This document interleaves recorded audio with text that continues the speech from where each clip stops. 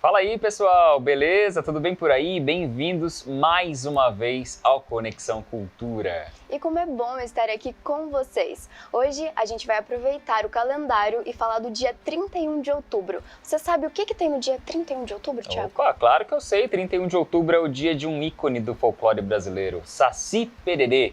Por isso a gente convidou a escritora Sônia Gabriel para uma conversa aqui no nosso estúdio. Ela é autora do livro Mistérios do Vale, sobre histórias que o povo conta na nossa região. E a gente também vai te contar sobre como surgiu o Dia do Saci e trazer curiosidades sobre essa lenda. Para isso nós vamos conversar com nada mais, nada menos do que um criador de Saci. Para fechar, a gente também tem uma indicação de série nacional que mostra várias figuras do folclore brasileiro, de um jeito que talvez você nunca tenha visto. É a série Cidade Invisível. Fique aqui com a gente, Conexão Cultura tá só começando.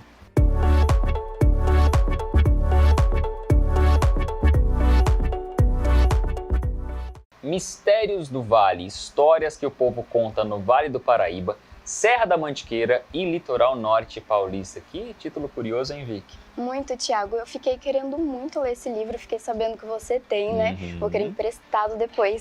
Então, falando desse livro, a gente vai falar de quem escreveu ele, que foi a Sônia Gabriel, que está aqui com a gente no nosso estúdio. Sônia, muito obrigada pela sua presença, viu? Eu que agradeço o convite. Sônia, conta um pouquinho pra gente esse título grandão, porque tem que fazer jus ao conteúdo que vem dentro do livro. O livro que inclusive está aí do seu lado, né? Se quiser pode pegar. Esse livro inclusive é meu, viu, gente? Eu trouxe ele aqui para compor o nosso cenário hoje porque eu fiz questão de trazer lá do meu quarto, da minha estante, um livro que fala sobre histórias, lendas da nossa região, e nossa região é riquíssima. Como é que é o trabalho de composição desse livro? Na verdade, a intenção não era nenhum livro, né? No começo, quando eu recolhia as histórias, eu usava na sala de aula. Então eu já escrevia, mas escrevia crônicas, não tinha pretensão de um trabalho assim, né? E o local onde eu trabalhava na época gostou da proposta, né? Foi feito para mim, então, essa proposta de publicar o livro, e nasceu a primeira edição dele em 2006. Então ele já está ficando velhinho já. O tempo está passando. Está passando para ele também. Mas o legal é que você vai enriquecendo o livro, sabia, Tami? A gente aqui, ó, com essa capinha azul, essa é a terceira edição do livro. Olha Mas, só. na verdade, a Sônia, cada vez que ela traz uma edição nova, ela traz histórias novas também. A gente vai ampliando, isso mesmo. Existe uma proposta, né, de ampliar, de colocar cada vez mais histórias. Na verdade, tem material para um livro imenso, mas tem todo um mercado também editorial que não comporta isso. Né? Então, o que a gente faz é tentando, na medida do possível, né, e da proposta das editoras, ir ampliando o repertório. A próxima edição provavelmente vai ser em 2026, a gente vai comemorar 20 aninhos dele, né? E aí vamos entregá-lo para o mundo, é que nem filho, né? Chega uma hora que vai embora. Mas, na verdade, ele já nasceu mesmo para a região, nasceu para as pessoas, porque são narrativas, né? Não são histórias que eu escrevi. Até tem algumas reescritas, mas são as narrativas das pessoas aqui do Vale. Perfeito, e já vou ficar atenta para eu conseguir a 4ª edição, viu, Sônia? Então fiquei curiosa para saber das histórias. E, Sônia, eu também queria saber, então, você disse que as histórias não foi necessariamente você que escreveu, né? Você coletou essas histórias, mas conta pra gente como é que foi esse processo, então, esse trabalho de encontrar essas lendas aqui do Vale do Paraíba. Como é que você fez esse trabalho? O conceito que você usou é perfeito, é uma coleta. Em pesquisa, o que eu estou fazendo é uma recolha, uma coleta, né? Então, eu ouvi muitas pessoas durante muitos anos. Mas, como eu disse, não havia pretensão de um livro. Na verdade, eu gosto das narrativas, meu pai era um grande contador de histórias, meus tios contam histórias maravilhosamente bem.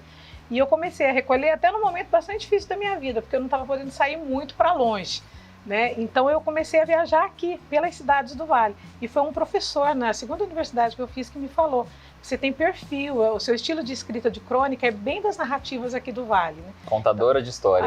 E aí o pessoal até fala, né? Vem aqui na minha escola, num evento, conta história. Eu falo, mas eu não conto a história. Duvido. Eu recolho e escrevo. Mas repassa. E aquela história de quem conta um conto aumenta um ponto, né? A gente vai passando as histórias. Mas esse talento da contadora de histórias, isso eu já não tenho, né? O meu é mais da escrita mesmo. Sônia, a gente mora numa região, Vale do Paraíba, com várias cidades muito próximas, né, Tami? Assim, sim. Caçapava, São José, Jacareí, tá tudo aqui, tudo pertinho. Então, acontece muito de repente, a mesma história que você escutou em São José, você viajou um pouquinho, foi lá para Pindamonhangaba, escutou uma história parecida. Sim. Acontece muito. Aliás, não só aqui no Vale. Tem muitas histórias contadas aqui, porque eu viajo muito pelo Brasil afora, fazendo recolhas também, né? Que é um outro projeto que eu tenho. E você encontra algumas histórias também em outros estados, em lugares bem longe. Mas aqui no Vale, a nossa particularidade, porque a gente estrategicamente estrategicamente está muito bem, né? Para ter história. Sim. Porque você está muito perto do Rio de Janeiro, de Minas, né? E esse canto aqui de São Paulo é muito particular. Então, a nossa forma de colonização, às vezes, né, cruel, evidentemente, mas ela também trouxe o encontro das pessoas. E de das culturas. narrativas, exatamente, e de narrativas africanas, indígenas e europeias. Sim. Então, esse encontro possibilitou o tipo de tradição oral que a gente tem aqui na região. Então, você encontra assim, histórias parecidas, com suas particularidades, com coisas das pessoas ali, né, do lugar, muitas histórias semelhantes. Dá um exemplo pra gente. Eu acho que a que mais se repete é a Procissão dos Mortos. Então tem cidade que vai chamar a Procissão dos Mortos, na outra chama o Séquito dos Mortos, na outra chama a Procissão da Meia-Noite, mas é sempre envolvendo uma procissão com almas penadas, né, caminhando pela cidade afora. Em alguma situação específica? Olha, tem várias, né? Por exemplo, em Jacareí, eles chegam a fazer uma festa todo ano, né? Vocês sabiam que tem a Procissão dos Mortos em Jacareí? Já vi algumas coisas, o pessoal realmente. Se veste, né? Sai de madrugada. Que legal! Muito legal. É muito bonito, legal. mas é Sim. assustador, gente. Mas assim, tem a de Santa Branca. A de Santa Branca também é muito interessante, porque tem até uma receitinha para você se livrar depois da assombração, né? Uma história bem interessante. Mas em Queluz também tem uma muito bonita, que é a Missa da Meia-Noite, que também é uma procissão dos mortos. A gente está falando em procissão, né? Mas não sei se todo mundo sabe que é uma procissão, porque é um evento muito da religiosidade católica, né? Então, se a gente pensar que a nossa colonização teve essa interferência jesuítica, né? Então, era muito comum. As pessoas não tinham os elementos de diversão que a gente tem hoje em dia. A gente está falando de 300, 400, 500 anos, né? Sim. Só de Brasil. Então, os eventos da igreja, às vezes, eram o único momento de descanso daquele colono, o único momento em que o escravo poderia participar de alguma coisa também, e né? de interação entre pessoas também, né? Exatamente. Então, a procissão é sempre em devoção a algum santo, né? E aí você faz aquele passeio, né? Aquela fila indiana, né? E, Sônia, nessa lenda, na Procissão dos Mortos, a lenda diz por que os mortos estão em procissão? Então, algumas lendas você não consegue mais encontrar a origem dela. É curioso que, por exemplo, uma que envolve uma procissão envolve Nossa Senhora da Aparecida. Porque todo mundo fala como ela foi achada no Rio. Acho que no Vale do Paraíba não deve ter quem não saiba, né? Dessa história. Mas você sabe como é que ela foi parar lá, no fundo do rio? Não tenho nem ideia. Como que ela foi parar lá? Então, aí é que tá. Isso é o interessante do povo. Aquilo que eles não conseguem explicar, eles vão criando narrativas que vão sustentando essa história. Sônia, mas deixa eu só dar um chute. Quero dar um chute. Tem a ver com cobra? Tem a ver com cobra. Aí, então a gente vai guardar para daqui a pouco. Eu ia falar, você não vai deixar a gente sem saber, né, o motivo, como é que ela foi parar lá, mas a Tami quer fazer um suspense. Depois, um suspensinho. Entendi. Enquanto isso, então, a gente vai chamar um material que a gente preparou, inclusive a Sônia vai assistir aqui com a gente. E, gente, a gente foi procurar, já que, né, a gente tá falando do Saci, dia 31 é dia do Saci, a gente foi procurar um criador de Saci para saber como é que funciona tudo isso, né, Thiago? Criador de saci, já ouviu falar? Eu nunca, mas essa mocinha aqui, ó, foi até o fim nessa história. Vamos ver. Dia 31 de outubro é dia de quê? Halloween? Nananina não.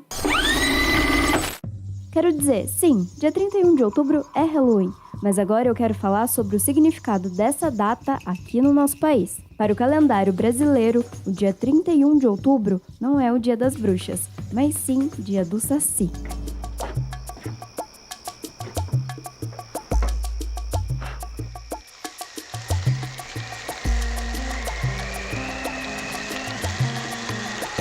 Aposto que é o Saci.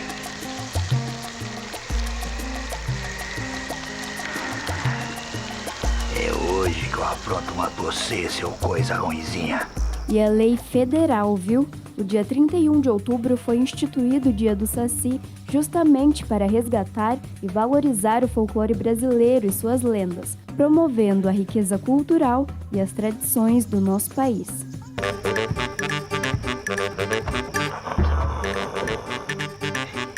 E agora eu tô aqui no centro da cidade de São José dos Campos e eu vou perguntar para as pessoas se elas conhecem o Saci Pererê, entre outras lendas. E, gente, vocês já ouviram falar sobre alguma lenda? Várias. No momento que me vem na cabeça é a do Saci Pererê, né? Quando era criança, a gente escutava muito falar mais do Saci Pererê. E, seu Domingos, alguém já chegou a ver alguma coisa? Bom, Não, ninguém pode confirmar que viu, mas falava que via. E olha, conversando com o pessoal, eu encontrei a Pietra, que tem só 12 anos, mas já conhece a lenda do Saci. Eu lembro que ele andava de uma perna, andava mancando e ele passava assim nas coisas, assim, passando furacão, assim, e bagunçava tudo e as pessoas falavam que tipo pegar uma garrafa de vidro, colocar assim pra ele não ficar bagunçando as coisas. Pois é, a Pietra é prova viva de que não importa quanto tempo passe, o folclore brasileiro continua a instigar até mesmo as gerações mais novas. E já que o Saci Pererê foi a figura folclórica escolhida para dar nome ao dia, a gente foi falar com quem entende do assunto, o Zeca Pontes, que é criador de Saci. Mas Zeca, conta pra gente, que história é essa de criar Saci?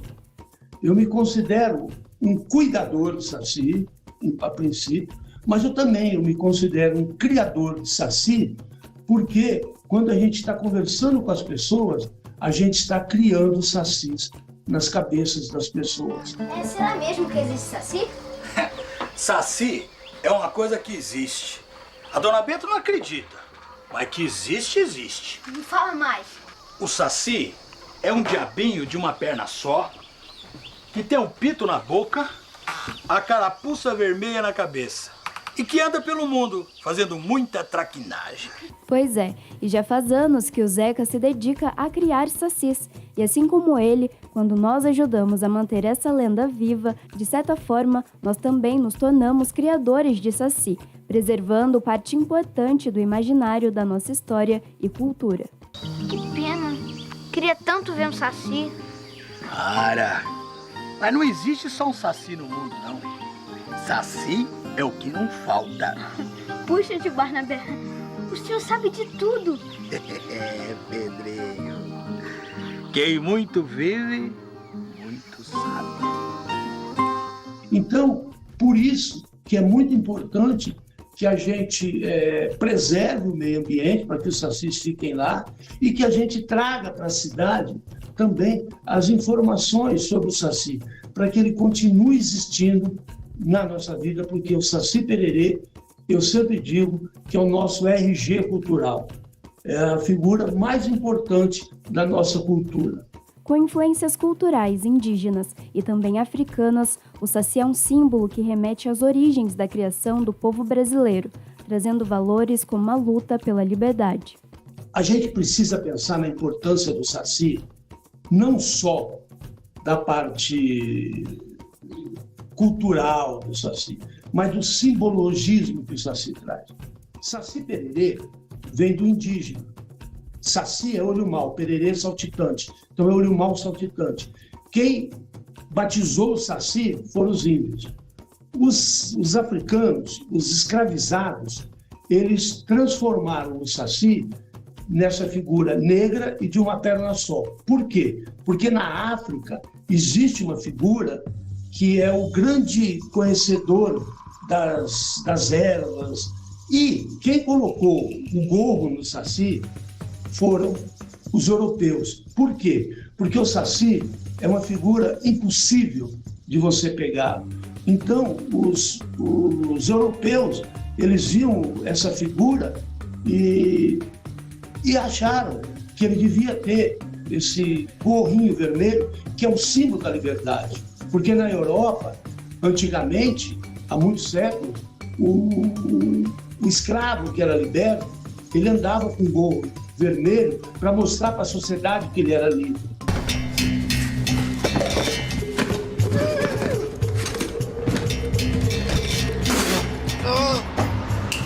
Quem é você?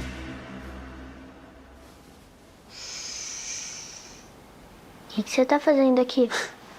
É melhor você não falar que me viu aqui. Ou vão achar que você está inventando coisas?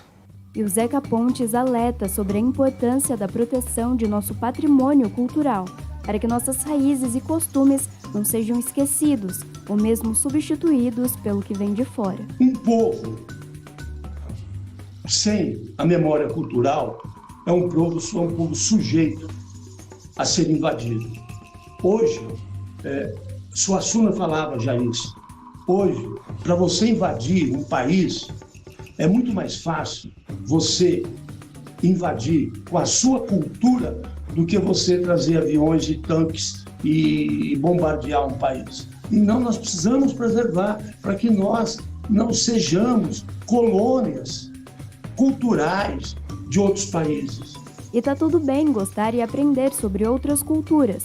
O que só não pode acontecer é a gente deixar que nossas próprias histórias sejam esquecidas, para que assim a gente não se esqueça de quem nós somos, para que a gente não se esqueça das nossas origens.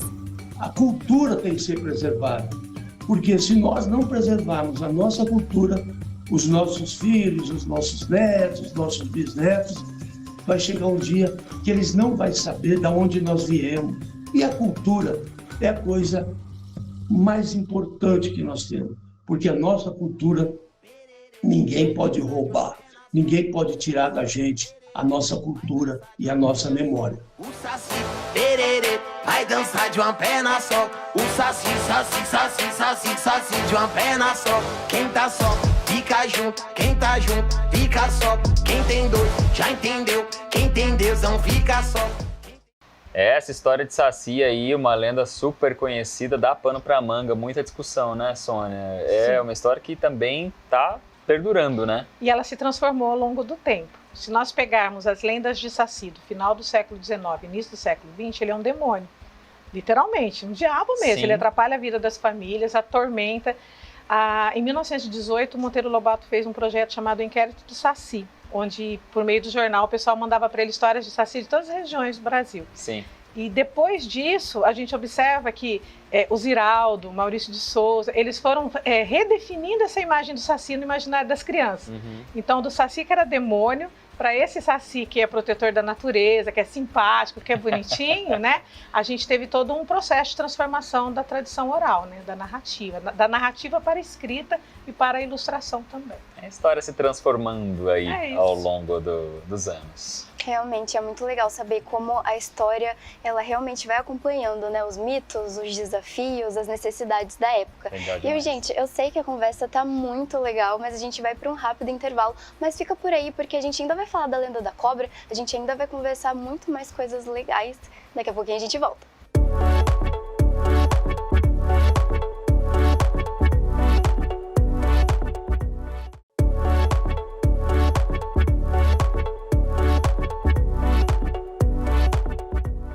Conexão Cultura de volta hoje recebendo nossa convidada Sônia Gabriel, escritora do livro Mistérios do Vale, que conta as lendas do folclore da nossa região. Histórias que o povo conta, né, Sônia? E você estava falando aí lá no primeiro bloco de uma que a gente ficou curioso para saber, a tal da lenda da cobra do rio? Exatamente, que está ligado à Nossa Senhora Aparecida, Sim. né? Que, como você bem disse, né, Sônia, meio que todo mundo sabe que a estátua foi encontrada aqui no Rio Paraíba, mas conta pra gente como é que a estátua foi para lá.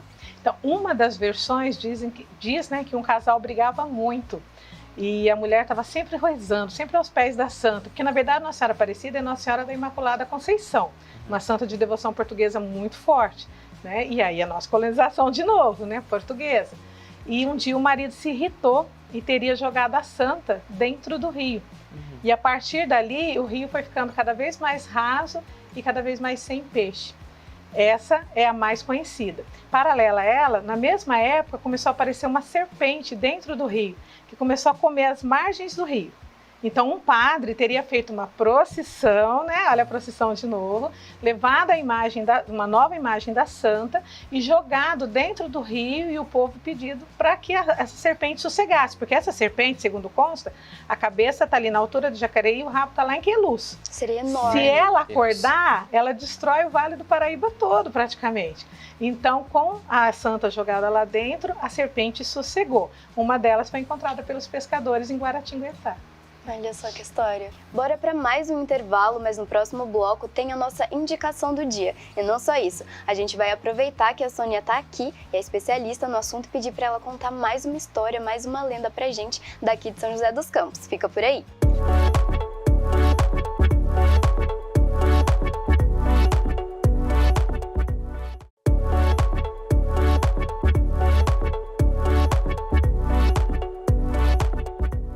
De de volta com Conexão Cultura e tá chegando o grande momento, hein, gente? O momento da Sônia Gabriel, que é escritora e sabe tudo do folclore aqui da nossa região, contar uma lenda de São José dos Campos pra gente. Ô, Thiago, eu já tô ficando arrepiada de falar sobre esse assunto. É de arrepiar mesmo, Mas calma aí antes, segura aí o suspense, que eu vou chamar a nossa indicação do dia, Cidade Invisível, uma superprodução brasileira disponível na Netflix. Olha só. Você já sentiu que tinha alguém escondido te observando? Talvez sejam criaturas misteriosas que você sempre pensou que não passavam de histórias que o povo conta, mas na verdade estão mais perto do que você imagina. É esse o tema de Cidade Invisível, série disponível em 2 temporadas na Netflix. Na história, o Eric, detetive da Polícia Ambiental, se envolve numa investigação de assassinato, depois que um boto cor-de-rosa foi encontrado morto numa praia do Rio de Janeiro. Mas vem cá, o que é que essas duas coisas têm a ver? Eu tentei tirar ele de lá pra levar pro mar, só que apareceu um policial e eu... Conforme a investigação avança, o Eric começa a esbarrar num mundo habitado por entidades míticas, que costumam passar despercebidas pelos humanos, criaturas que, até então, ele pensava que não passavam de lendas, como o Curupira, a Iara e a Cuca. A situação complica de vez quando um corpo seco, que é um espírito maldoso e vingativo, passa a ser responsabilizado pelas mortes de criaturas e de humanos, inclusive da esposa do Eric. Quem gosta de suspense, fantasia e do folclore brasileiro provavelmente vai se interessar bastante por Cidade Invisível. Além disso, a série também trata de outros assuntos importantes, como a exploração da natureza e o respeito à cultura dos povos indígenas. Para conferir, se ajeita no sofá e... cuidado! As criaturas podem estar em qualquer lugar. Vem pegar.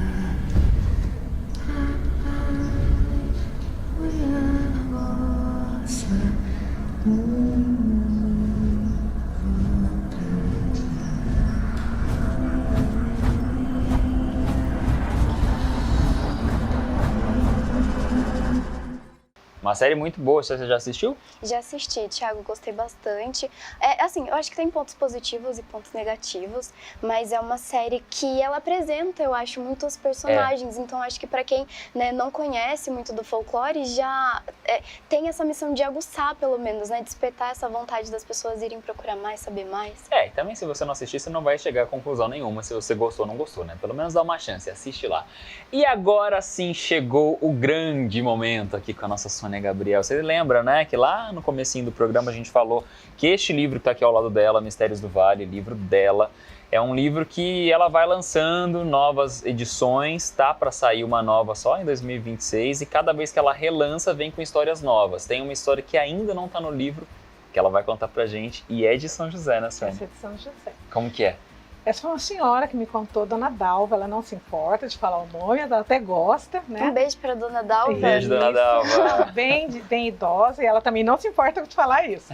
A Dona Dalva me contou, e ela mora ali perto, né, do Vicentino Aranha, que é um espaço já afetivo, né, do joseense. Então ela conta que quando ela era bem novinha, ela ouvia a história da noiva fantasma que tinha, né, no Vicentino, que era a história de uma moça que tinha abandonado toda a vida dela no Rio de Janeiro, abandonado os pais, porque ela tinha um noivo que tinha ficado tuberculoso. E o noivo veio se tratar aqui, no Vicentino. Só que daí a família cancelou o casamento, né? A família dele também tirou dela essa necessidade, essa obrigação, porque era quase como uma sentença de morte. Isso fala dela. Só que a moça abandonou tudo lá e veio morar dentro do Vicentino para ajudar a cuidar dele. E ele sarou. Ela ficou alguns anos aqui, ele sarou, né? Voltou para o Rio para pedir que a família, né, a perdoasse, para que estava tudo bem, que eles iriam se casar. E volta para buscá-la. Só que quando ele chega aqui, ela é que está doente, ela contraiu a tuberculose. E ele não cuidou. Ele foi embora. Aí, segundo a Dona Dalva, as freiras que trabalhavam no lugar, cuidaram dela até o final, ela morreu com a doença. E aí, a Dona Dalva conta que as pessoas começaram a caminhar por ali, escutar barulho, escutar o choro dela de noite, ela caminhando, né, perto das árvores ali do Vicentino, e acabou criando essa história. O curioso é que eu não escutei essa narrativa antes da Dona Dalva. Ou seja, algumas histórias elas começam a se perder. Sim. Um conta, outro conta. Aquelas que são menos contadas, você começa a não ouvir tanto, né? Então, até ela me contar, eu não conhecia. Isso aproximadamente uns 4 anos. E que sorte, então, né, que vocês tiveram essa Essa oportunidade. conversa, esse encontro. Que bom que ela me deu esse prazer de escutá-la, né? Isso reforça também essa importância de contar histórias, Sim, né, Sônia? sim. Sejam elas nos livros, né, como você tem aqui esse livro que também ajuda, né, outros professores, inclusive a contar mais histórias, né, outros pais, mães, contadores de história, e também a tradição oral, né? Sim, e a afetividade que isso cria, né, nas famílias. Eu sempre peço para as famílias contarem histórias. A história das famílias, que tem muita coisa boa, viu? Com certeza. Nessas histórias familiares, né? E você vai deixando para o futuro, né? Nosso legado indígena, nosso legado africano, né? De contar histórias. E você acha que as gerações novas ainda se interessam? Sim. Dentro desse mundo tão tecnológico, né? Cada vez mais. Se interessam em muito, eu sou a prova viva disso, porque eu tenho vários trabalhos, mas o trabalho que o pessoal mais curte, principalmente os jovens, os estudantes, é exatamente Mistérios do Vale, porque são histórias muito próximas, né, da realidade, do cotidiano ali das famílias, aproxima, né, para que eles tenham um diálogo com os pais, que daí vão contar novas histórias, os avós. Eles gostam, assim, eles curtem, sim. Só precisa de gente querendo contar para eles. E Sônia, teve mais uma coisa, eu reparei aqui que quando você começou a contar as lendas, todo mundo ficou assim.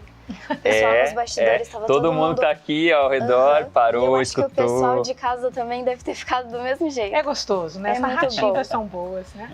Sônia, muito obrigado, viu, por ter aceito o nosso convite, por estar aqui no Conexão hoje. Espero que você volte em breve. Quando sair a edição nova, a gente vai querer você aqui de novo. Tomara que tudo corra bem. E é isso, Obrigada, Sônia, também quero agradecer muito. Foi muito bom essa conversa. Falar sobre folclore, falar sobre a nossa cultura, de verdade. Muito obrigada, viu? Eu que agradeço. Vocês são os queridos.